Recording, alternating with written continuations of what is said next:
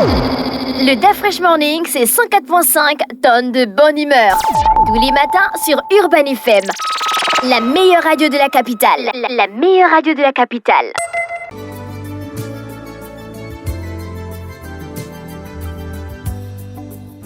Vous êtes sur les 104.5 Urban FM, la station urbaine. Aujourd'hui, c'est jeudi. On est avec Jean-Paul. Jean-Paul, bonjour. Bonjour la fraîche.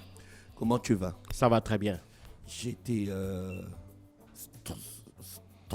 traumatisé hier, dimanche. Par quoi? Tu sais que les routes étaient fermées, donc Oui, on ne pouvait pas sortir. Donc j'ai passé presque toute la journée à la maison et puis je regardais les chaînes d'éducation à la culture générale sur TikTok. Et puis il y a un gars qui parlait de l'anatomie. Bien sûr, j'étais avec ma fille, Jojo, elle a 7 ans. Il parlait de l'anatomie, donc il parlait des organes et tout ça, du corps et tout. Et il est arrivé sur les testicules. Et elle m'a demandé, papa, où sont mes testicules? mais tu dis que... Mais comment ça? J'ai failli fuir de la baraque. Mais non, tu lui expliques gentiment que les testicules... Mais tu vas expliquer ça comment un n'existent enfant que de chez les 7 garçons. ans? Oui, tu dis que les filles n'ont pas ça. Ouais, là tu dis ça, c'est facile pour toi. T'avais qu'à ne pas regarder ce genre de chaîne-là avec ta fille. Mais c'est de la culture générale. Donc tu es C'est de l'anatomie Tu es humaine. obligé de répondre. Et je lui dis quoi? Et je lui dis Que quoi? les garçons n'ont pas... Les filles n'ont pas ça. On trouve ça Elle va uniquement te chez les demander garçons. pourquoi les filles n'ont pas ça. Ben parce que c'est comme ça que la nature a voulu les... Elle va te poser la question, pourquoi la nature a Non, voulu... là, tu dis, Ah écoute, bon, toi tu connais pas les tu questions vas dans ta chambre Toi, tu et tu connais pas les étudies tes questions. leçons. Tu Va connais prendre- pas les questions des enfants. C'est ça que je dis. Ça s'enchaîne. Quand tu Donc, débrouilles. pourquoi là? Pourquoi? Après, arrive un moment où tu dis, écoute, tu vas dans ta chambre. Mais non, tu mais étudies là, tu tu vas fais une réviser tes fuite leçons. tu fais une fuite en c'est avant, comme- Jean-Paul. Nous tous, on a subi ça. Tu penses que Ça, nous, c'était à l'époque. Oui. Il n'y avait pas, les Mais réseaux quelle sociaux, époque? les plateformes digitales. Je suis d'accord, mais comment est-ce que nos parents aussi se sont adaptés On n'a avec, jamais avec posé- l'arrivée de la on télévision? Jean-Paul, on n'a jamais eu ce genre de discussion avec nos parents. Faut pas Non, mentir. ça, c'est Toi, juste... peut-être parce que ton père était docteur. Non, en non, médecine. on n'a jamais eu avec... lui, Alors? on n'a jamais... Mais ce que je veux dire, c'est que... Non, c'est par rapport aux réseaux sociaux et le choc, le choc culturel auquel tu fais allusion. Nous aussi, nos parents aussi ont dû faire face, peut-être pas de la même ampleur, à un choc de la même ampleur, mais quand même à un choc. Non, Nos parents contrôlaient la télévision. Non, arriver avec... Non, c'est parce que, oui, la télé est plus facile à contrôler, effectivement, que les réseaux sociaux. Mais néanmoins, c'était quand même un choc. Parce qu'il y avait des programmes qu'eux, ils ne maîtrisaient pas. Nos parents n'étaient pas aussi tout le temps là pour scruter ce que l'on suivait à Oui, la mais nous télé. aussi, on n'était pas tout le temps à la maison. Voilà, c'est ça. C'est ça le problème. la Le difficulté. truc, c'est que la hein. télé, on ne pouvait pas l'emporter avec nous. Voilà. Aujourd'hui, les réseaux sociaux, on les emporte avec nous Exact. partout où on va dans la Voilà. journée. Et c'est là, Et là, c'est justement. différent. Tu Oui. vas pas me dire que moi, je suis pas d'accord. C'était Quoi? pas à notre époque. On n'avait pas ce genre de débat. Non, ou on n'a ce pas genre le de même discussion. choc, mais il y a quand même un choc. Le choc culturel, comme nos grands-parents et les arrière-grands-parents avec l'arrivée de la radio, pour nos parents et notre génération, l'arrivée de la télévision, parce que nous sommes des gens des années 70, donc la télévision est arrivée fin des années 70, début des années 80. Et donc, et nous, maintenant, à notre tour, avec nos enfants, on a le choc des réseaux sociaux. Maintenant, comme je dis, les chocs ne sont pas tout à fait les mêmes. Il y a quand même un choc, c'est-à-dire qu'il y a le fait qu'il y a un instrument technologique qui vient bouleverser, si tu veux, même les rapports sociaux au sein des groupes. C'est de ça que je veux parler. Ouais, d'accord. L'histoire nous amène où aujourd'hui? On va pas loin, on va à 59 ans en arrière. On va le 24 novembre 1963. Nous sommes le 24 novembre aujourd'hui. Et nous allons parler de deux personnes qui sont liées à un événement qui avait marqué le monde, et notamment les États-Unis, mais dont on ne parle pas beaucoup. Je vais parler de l'assassinat de John Fitzgerald Kennedy. Il faut savoir que le 35e président américain avait été assassiné à Dallas, c'est dans le Texas, le 22 novembre 1963. Alors, aujourd'hui, il faut savoir qu'il y a toute une série de théories sur l'assassinat de John Fitzgerald Kennedy, et même la commission Warren, qui était la commission du Sénat qui avait été mise en place pour enquêter, pour déterminer les causes et les auteurs de cet assassinat-là, n'a pas fait l'unanimité, notamment à cause de la fameuse théorie de la balle magique. Pour ceux qui ne le savaient, qui se rappellent, il faut savoir que John Fitzgerald Kennedy, lorsqu'il avait été abattu, il était dans une Lincoln, la Lincoln à l'époque du gouverneur du Texas. Donc, il y avait John Fitzgerald Kennedy et Jackie Kennedy en arrière. Devant eux, il y avait le gouverneur du Texas et son épouse.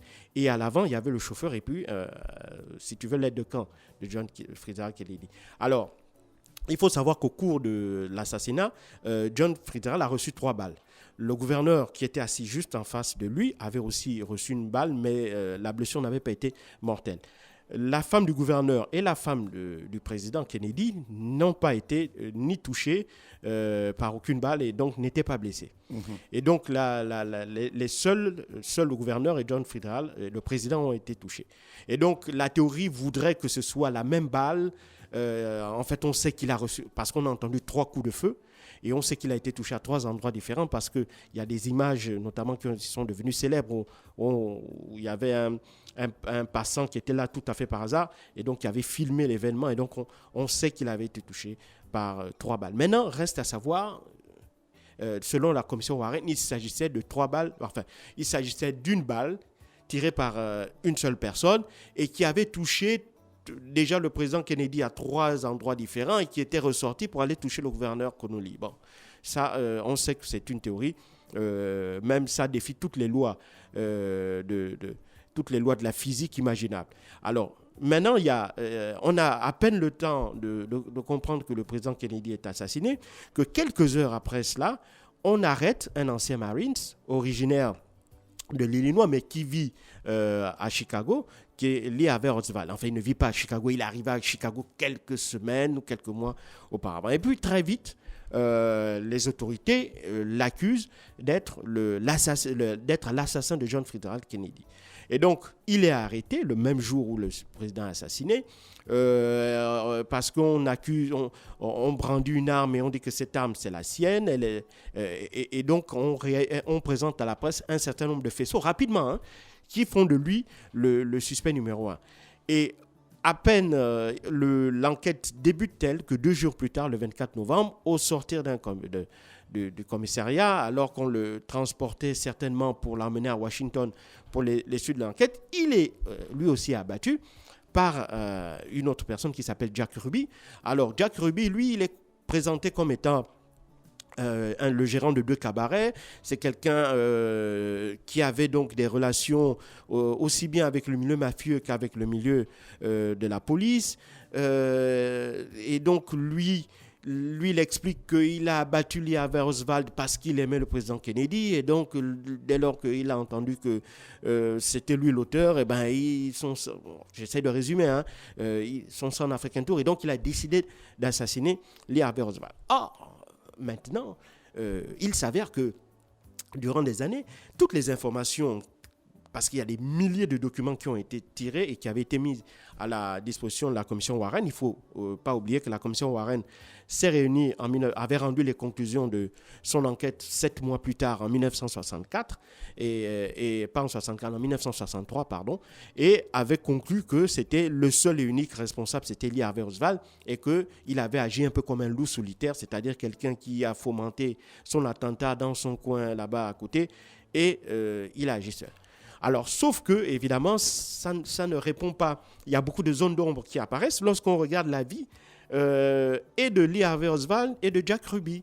Lee Harvey Oswald, lui, il est originaire du Texas. Il est né dans l'Illinois en 1939. Et d'abord, lui, sa vie est une succession de drames. Il faut savoir que son père décède 2 mois avant son arrivée, 2 mois avant sa naissance. Et puis, il est le deuxième d'une fratrie. Et il a son frère aîné qui s'appelle Robert, dont il voue une forme d'admiration quasi paternelle, puisque c'est un peu ce grand frère-là qui avait remplacé le père qu'il n'avait jamais connu. Et donc, son grand frère, lui aussi, très vite va entrer dans l'armée. Il faut aussi savoir que dans les années 60, et c'est même encore un peu le cas aujourd'hui, les personnes issues de familles très démunies, si elles veulent avoir la possibilité de s'en sortir, c'est-à-dire bénéficier d'avoir un emploi, d'avoir une formation et d'avoir une carrière, pour devenir quelqu'un après, parfois de très aisé sur le plan social, eh ben, l'armée, c'est justement la porte, le moyen qui permet à ces personnes issues de classes très, très pauvres de pouvoir bénéficier d'un ascenseur social. Et donc, Robert, le frère aîné de Lee Harvey Oswald, va donc entrer dans l'armée, il va devenir un Marine. Et donc, par ricochet, si tu veux, son petit frère Lee Harvey, lui, qui voue toujours cette admiration pour son frère aîné, rêve à son tour aussi d'avoir la même carrière. Et donc il va, lorsqu'il a 17 ans, entrer dans l'armée. Malheureusement, il faut savoir que depuis quelque temps, on lui diagnostiquait certains troubles comportementaux. Et ces troubles-là l'amenaient à être particulièrement violent. Et donc, lorsqu'il rentre dans l'armée, il n'a même pas 2 ans de carrière qu'il passe déjà, qu'il est traduit à 2 reprises en cours martial. Et donc, lorsqu'il a l'âge de 20 ans, il argue que sa mère ne se sent pas bien et donc il quitte l'armée pour pouvoir s'occuper de sa mère. En réalité, on le sait, il va décider de se rendre en URSS, notamment en 1959, et là-bas, il va tenter d'obtenir un séjour de longue durée, d'avoir même, si tu veux, un visa pour s'installer, pour vivre en URSS. Malheureusement, cela lui sera refusé. Et il sera ensuite, il repartira aux États-Unis. Et donc, quand il repart aux États-Unis, il revient aux États-Unis au début des années 60-61. Et là, après, il décide de se rendre en Floride. Et de la Floride, il veut rejoindre Cuba. Pour quelle raison, on ne sait pas. Alors, ce qui est sûr, c'est que selon les documents qui sont fournis, mais dont si tu veux, dont le contenu reste quand même un peu à prendre quand même avec beaucoup de pincettes, dans la mesure où il y a encore, comme je l'ai dit, beaucoup de zones d'ombre. Beaucoup de chercheurs ne s'accordent pas sur véritablement le vrai rôle de Lee Harvey Oswald. D'abord, est-ce qu'il était le seul tireur? Ça ne fait pas l'unanimité. Beaucoup pensent qu'il était peut-être l'un des tireurs et peut-être même le tireur qui n'a pas abattu. Peut-être qu'il est tombé dans un piège, on lui a fait croire qu'il devait assassiner le président Kennedy et en réalité, il y aurait d'autres tireurs et ces autres tireurs-là, jusqu'à présent, sont sortis dans la nature. Ça, c'est une théorie.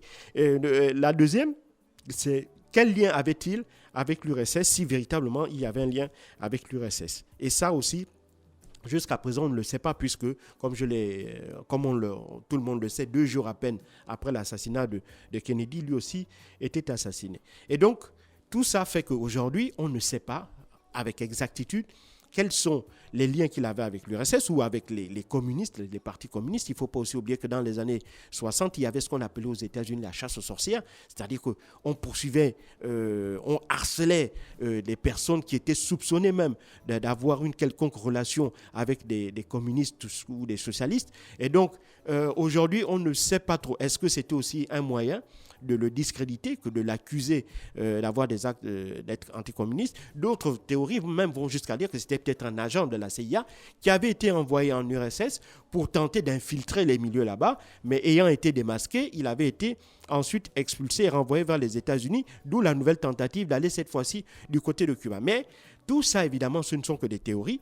Il faut savoir que la plupart des documents concernant détenus par la commission Warren, les documents dont la commission Warren plutôt s'est servie pour mener son enquête, sont encore classifiés. Et donc, la plupart, beaucoup de présidents avaient fait des promesses concernant une déclassification possible de ces documents-là, mais cela n'avait jamais été suivi de fait. Ou bien, lorsqu'il y a des déclassifications, c'est vraiment des documents extrêmement minimes. Bill Clinton avait déclassifié quelques documents, mais ça n'avait pas permis de faire avancer véritablement la connaissance concernant les origines de la mort, de l'assassinat de John Fitzgerald Kennedy. Barack Obama aussi avait fait cette promesse-là. Avant lui, George W. Bush aussi avait déclassifié quelques documents, mais ça, ce n'est pas une révolution sur le plan vraiment scientifique.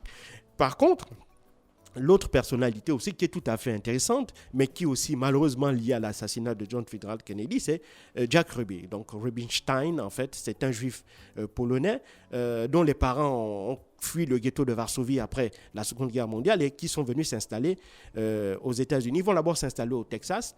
Et puis, Jack Ruby, lui, c'est quelqu'un qui n'est pas doué, il n'a pas fait de bonnes études et c'est quelqu'un qui, à cause de son aspect physique un peu rondillet comme ça, là, subissait un peu les colibets de ses camarades. Et donc, très vite, il va développer une forme de violence et puis il va sentir qu'il avait peut-être des aptitudes dans le milieu, des aptitudes qui peuvent servir notamment dans le milieu de la pègre et de la mafia. Et c'est comme ça que, semble-t-il, il va, à la fin des années 50, venir s'installer à Dallas, semble-t-il poursuivre sa sœur. Et sa sœur, selon surtout les documents que j'ai pu lire, sa sœur l'aurait aidé à obtenir un cabaret. puis le succédant, il va en avoir un deuxième. Et donc, il gérait ces 2 cabarets-là. Avec ça, il va développer toute une série un tissu relationnel local très dense qui va des hommes politiques en passant par la police jusque dans les milieux mafieux. Et donc, c'est ce passé trouble-là qui fait interroger un peu les historiens en se demandant comment est-ce que cet homme-là n'aurait-il pas été envoyé pour absolument abattre Lee Harvey Oswald pour empêcher que celui-ci ne parle. Parce que Jack Ruby, lui aussi, il décédera quelques années plus tard. Il décédera en 1967 de suite d'un arrêt cardiaque. Puis l'autopsie va montrer que cet arrêt cardiaque serait la conséquence en réalité d'un cancer généralisé dont il souffrait déjà. Et en 1967, il faut savoir que d'abord, pour l'assassinat de Lee Harvey Oswald, il avait été condamné en 1964 à la chaise électrique, puis la Cour suprême du Texas allait casser ce jugement-là. Et en fait, il était en attente d'un nouveau jugement. Et c'est à ce moment-là où il décède. Alors, d'autres expliquent qu'il a justement pu éviter la chaise électrique du fait des relations qu'il avait, aussi bien donc dans la police, dans la justice locale, et donc et dans le milieu de la pègre, et dans le milieu politique. Et donc tout ça lui aurait permis d'éviter la chaise électrique. Et bien entendu, certains pensent que lui aussi, il était l'instrument d'un complot plus généralisé, complot visant justement à empêcher que Lee Harvey Oswald ne puisse dire ce qu'il connaissait, ce qu'il savait réellement sur son présumé rôle dans l'assassinat de John Fitzgerald Kennedy.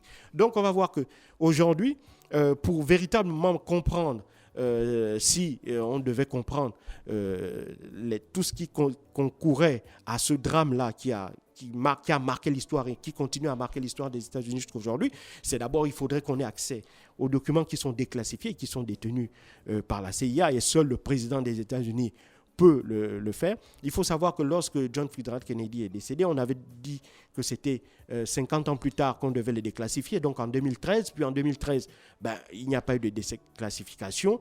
À l'époque, le président, je crois George W. Bush Barack Obama, avait donc décidé de prolonger en quelque sorte ce statu quo-là. Et donc, ce qui fait qu'aujourd'hui, les historiens, les passionnés d'histoire, ceux qui s'intéressent à la vie et à l'histoire de George Fitzgerald Kennedy et à cet événement en particulier, sont toujours en attente de pouvoir accéder à ces milliers de documents-là qui pourraient permettre d'éclairer sous un nouveau angle cet événement triste de l'histoire contemporaine des États-Unis. Merci Jean-Paul avec nous ce matin sur le brin d'histoire. Il y a une auditrice qui a demandé à ce que tu parles de Emmett Till. Tu connais? Non. Dans un épisode. Oui, Emmett Till. Oui, le jeune garçon américain là qui avait été assassiné et dont la maman avait exposé le corps, le visage était totalement ébouriffé. C'est un événement qui est considéré comme étant celui qui est le déclencheur en réalité de la lutte pour les droits civiques aux États-Unis. Oui, je connais l'histoire du jeune Emmett Till. Merci à tous les auditeurs bien connectés sur les 104.5 Urban FM, la station urbaine dans le Dafresh Morning. On va en musique et on se retrouve juste derrière. Le Dafresh Morning, c'est 104.5 tonnes de bonne humeur. Tous les matins sur Urban FM. La meilleure radio de la capitale. La meilleure radio de la capitale.